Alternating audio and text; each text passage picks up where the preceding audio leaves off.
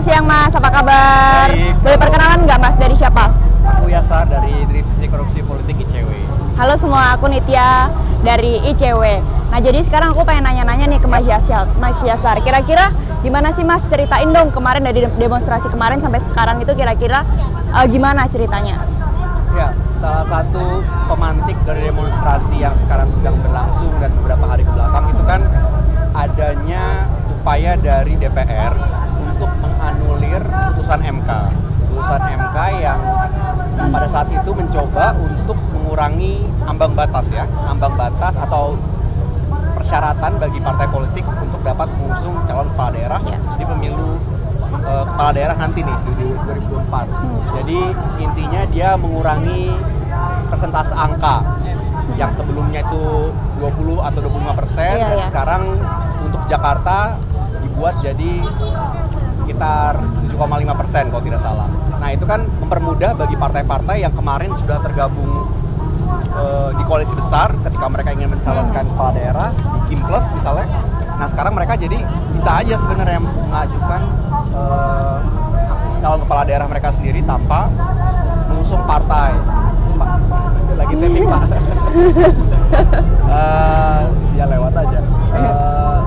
Dan itu membuat masyarakat marah, bukan hanya adanya upaya terang-terangan dari DPR untuk membangkang dari putusan konstitusi yang final dan mengikat, tapi ada konteks bahwa koalisi Kimples besar ini dan juga dinasti Jokowi mencoba untuk menyelamatkan Kaisang, karena di salah satu putusannya juga dipertegas kepala daerah itu harus berusia 30 tahun ketika mendaftarkan. Sebelumnya kan kita ingat ada putusan Tata Usaha Negara yang mengatakan dia harus ditetapkan saat dilantik. Dan ini menguntungkan Kaisang dan langsung dibaca oleh masyarakat bahwa ini upaya pembangkangan konstitusi yang dimotivasi oleh dinasti Jokowi supaya bisa melanggengkan tentakel dinastinya. Kemarin sudah melalui Gibran saat menjadi wakil presiden, sekarang mau dipaksakan di konteks kepala daerah Jakarta. Oke. Terus kan kemarin juga sempat muncul tuh PKPU kan ya Mas, betul ya? Ya, PKPU. Nah, DPR dan KPU kan akhirnya menyepakati untuk patuh kepada putusan MK, betul ya? Ya, betul. Nah, kira-kira kenapa sih hari ini tuh masih ada demonstrasi di sini? Ya, Nitya. Secara sederhana, meskipun kemarin PKPU yang disepakati oleh Komisi 2 DPR dan juga KPU akan menyesuaikan diri dengan putusan MK yang sebelumnya akan dilangkahi oleh DPR, oleh Balik. Mereka berkomitmen nih, putusan terkait dengan umur calon kepala daerah maupun soal ambang batas Cakada itu sepenuhnya akan patuh terhadap putusan MK. Nah, tapi yang jadi permasalahan adalah masih ada jeda waktu nih sampai DPR bisa melakukan rapat paripurna lagi di tanggal 27 besok. 27. Jadi masyarakat masih khawatir DPR akan tetap bersikeras merevisi Undang-Undang Pilkada sebagaimana usulan dari Badan Legislasi di beberapa waktu lalu. Ditambah lagi masih ada kesempatan juga kalau Jokowi mau memaksakan diri untuk dia mengeluarkan Perpu. Jadi lewat presiden langsung dianulir saja substansi dari Pilkada ini yang seharusnya mengikuti putusan MK, dan itu membuat masyarakat khawatir.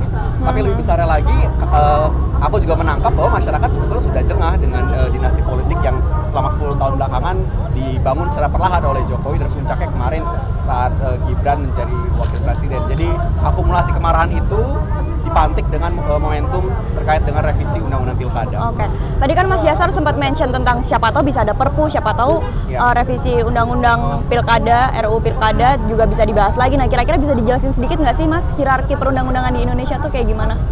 Ya, jadi sebenarnya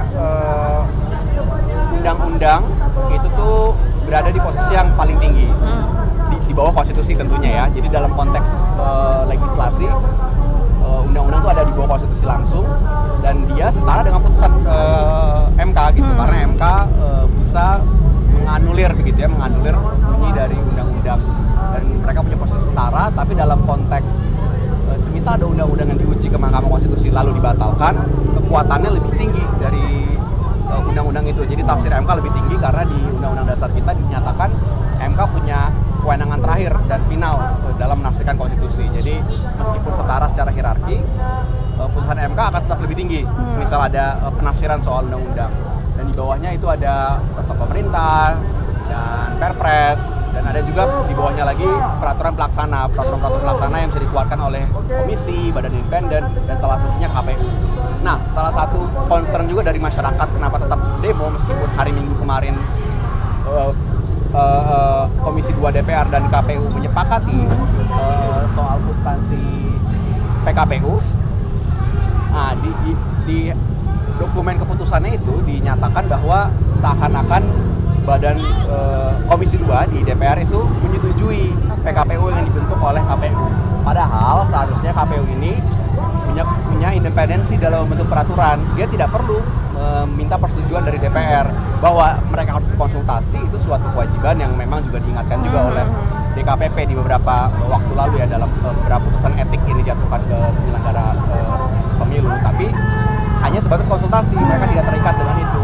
Nah, tapi karena ada frasa menyetujui, jadi ada kekhawatiran DPR malah menekan dan intervensi terhadap KPU yang seharusnya independen.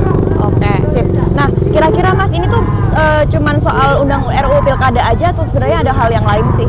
Ya, yang seperti aku bilang tadi ya, jadi ini aku rasa memang akumulasi kemarahan dari warga ketika melihat bagaimana manuver pemerintahan Jokowi yang dulu mungkin secara sporadis kita melihat revisi undang-undang KPK, kita melihat undang-undang Omnibus Law, kita melihat undang-undang Minerba, tapi kan pada saat itu isunya sangat segmented dan mungkin masyarakat belum terlalu menangkap bahwa ada konteks state capture di situ ya, bahwa kekuasaan mencoba untuk mengakali undang-undang supaya tidak mementingkan kepentingan rakyat, tapi mementingkan rezim dan juga para pemodal yang ada di balik lewat lagi yang ada di balik pemerintahan kita gitu ya. Nah, tapi rasanya sekarang sudah sangat telanjang, sangat terbuka bahwa memang ternyata dari masa pemerintahan Jokowi, di saat sudah ada presiden baru yang terpilih, di momen dia sekarang sebenarnya dalam konteks lemdak gitu ya, presiden yang sudah lengser, sudah diketahui siapa penerusnya, dia justru sangat produktif untuk mengeluarkan kebijakan, mengeluarkan legislasi, reshuffle kabinet, hanya untuk memfasilitasi bagaimana dia bisa punya pengaruh pasca Prabowo dilantik Oktober nanti. Dan itu pengaruhnya dia berikan ke proksi-proksinya oleh melalui anaknya langsung, melalui besannya, melalui keluarganya, yang itu masyarakat lihat sebagai bentuk dinasti politik dan itu menggerogoti nilai-nilai demokrasi kita. Dan ya itulah akumulasi sekarang kita lihat belakangan ini.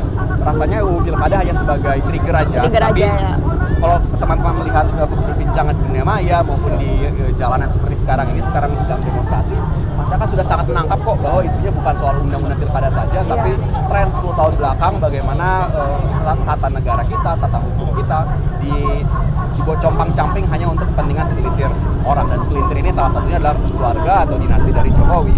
Oke, mungkin pertanyaan terakhir ya Mas, kira-kira apa sih yang bisa kita lakukan sebagai masyarakat sipil nih? Ya, kalau kita melihat sekarang ini kan formula dari rezim yang sekarang sudah menuju akhir jabatannya kan, mereka itu selalu mencoba untuk mengeluarkan kebijakan atau legislasi yang sebenarnya berlaku secara umum, tapi disahkan secara diam-diam tanpa partisipasi. Meskipun substansi berdampak kepada kita dan seringkali malah merepresi. Saya misalnya kayak undang-undang ITE.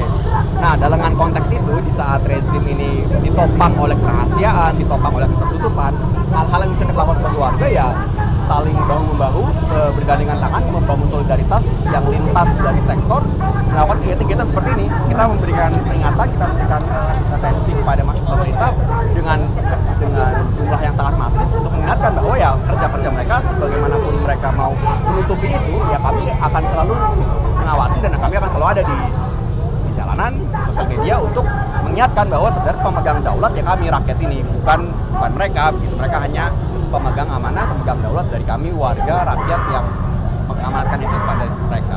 Oke, makasih banget ya Mas Yasar atas waktunya. Teman-teman jangan lupa kita harus terus mengawal kasus ini ya supaya Indonesia kita menjadi lebih baik. Oke, sampai jumpa lagi teman-teman di podcast di atas meja berikutnya. Dadah. Yeay, thank you Mas. Dadah. Aman kan?